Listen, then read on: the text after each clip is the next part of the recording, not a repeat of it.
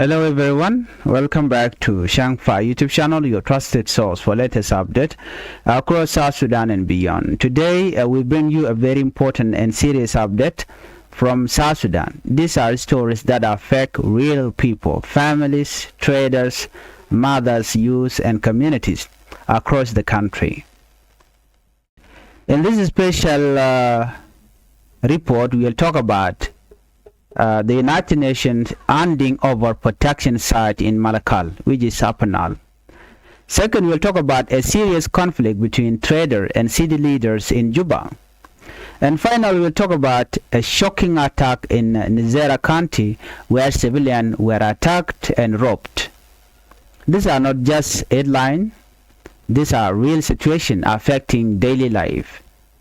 So stay with us until the end, and if you believe in truthful reporting, subscribe to Changfied News and share this video. Let's begin our report. UNMISS honorable protection site in Malakal. According to the report, recently an important change took place in Malakal, Upper Nile State. The United Nations mission in South Sudan, also known as UNMISS, officially handed over two protection of civilian sites to the Upper Nile state government. For many years, these sites were controlled and managed by UN peacekeepers. They were created during time of conflict to protect civilians who were afraid of violence. Now things are changing. So what exactly happened? On February 13, state authorities confirmed that UNMISS transferred full responsibility of two sites to the state government, to the Upper Nile leadership. These two areas include the former Rwandan police base and the former Indian battalion site within POC. The State Information Minister said the government has now taken complete control of these locations. Police officers were immediately deployed to secure the areas. Why is this important? This handover is being described as a sign of growing trust in local institutions. It suggests that the government believes it can now manage security on its own. Second, international peacekeepers are slowly reducing their direct control, and responsibility is shifting from international forces to local authorities. But many citizens are asking important questions. Are local institutions ready? Can local police protect civilians without international presence? Will security improve or become weaker? These are serious concerns. Protection sites were built during war in 2013. Families lived there in fear. Children grew up inside those compounds. Now the situation is different, at least officially. The government says it is ready, but real stability is not only about taking control of building. It is about professional policing, community trust, fair law enforcement, and accountability. If these are strong, then the handover will be successful.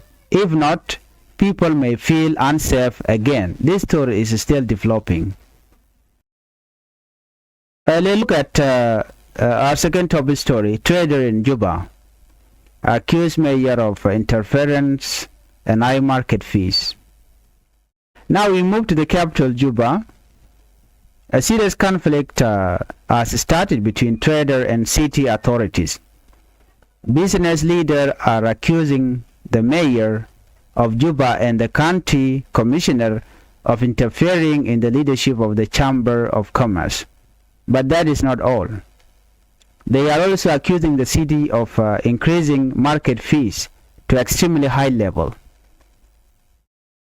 What are traders saying? According to a representative from the Chamber of Commerce, the City Council tried to remove one official without proper authority.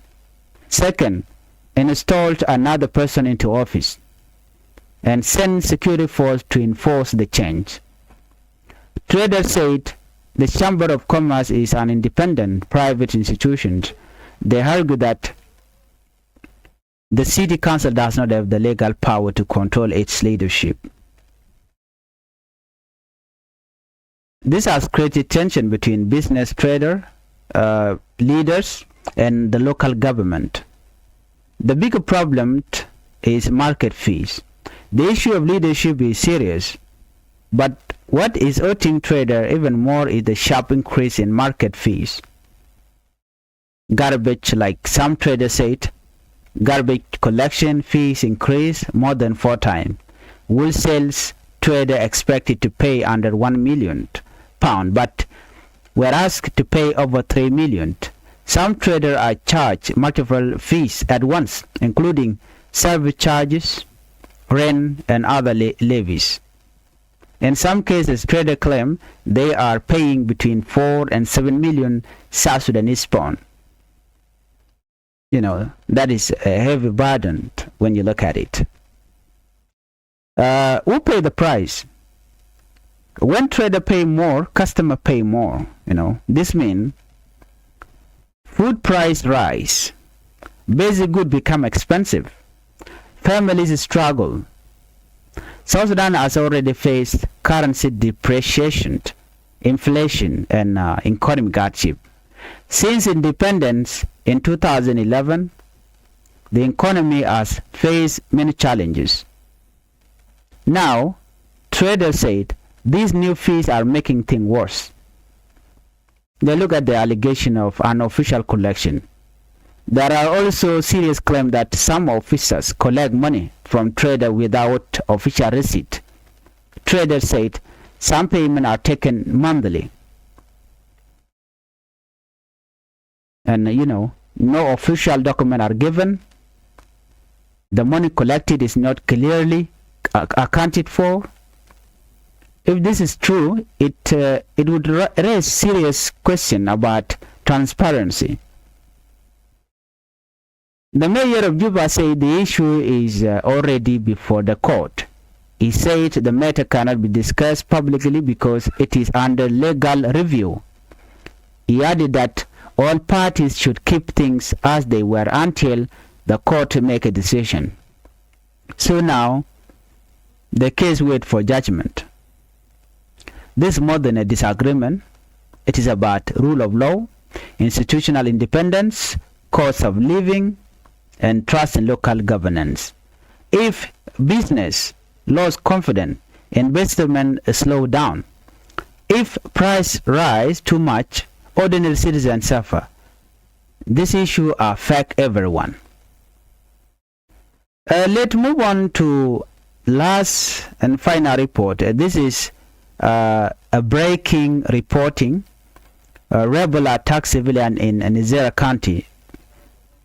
Now we turn to Western Equatorial State. A frightening incident happened in Nzara County on Monday morning. Army men attacked civilians traveling on motorbikes. This is according to the report. Okay, before we move on, please, if you are new to this channel, I will ask you to help the channel by subscribing, turn on the notification bell, so whenever we upload a new video, you can be notified. According to the report or the update, around 25 army men carried out the ambush. 25. They stopped passengers on the road. They beat 3 young people, 2 boys and 1 girl. They took money, phone, clothes, and motorbike. Nearly 1 million South Sudanese pound worth of property was looted. The victims were briefly abducted but later managed to escape. After the attack, some residents fled into the bush. Communities become afraid to travel early in the morning. Security concerns increase again. Local authorities confirmed the incident. Police have advised residents avoid traveling early in the morning. Report suspicious movement. Stay alert. Western Equatoria are seen rising insecurity in recent week. When army group operate freely, farmers fear going to field, traders fear travel with goods, and children fear walking long distance. Insecurity affects development. No community can grow in fear. When we look at all these stories together, we see something bigger. In Malakal, security responsibility is shifting to local authorities. In Juba, there is tension between government and business institutions. In Nzara, army violence continues to threaten civilians. These are signs of a country in transition. South Sudan is still building its system, but real stability requires a strong institution, fair economic policies, professional security forces, and dialogue instead of force. Without this, problem continue.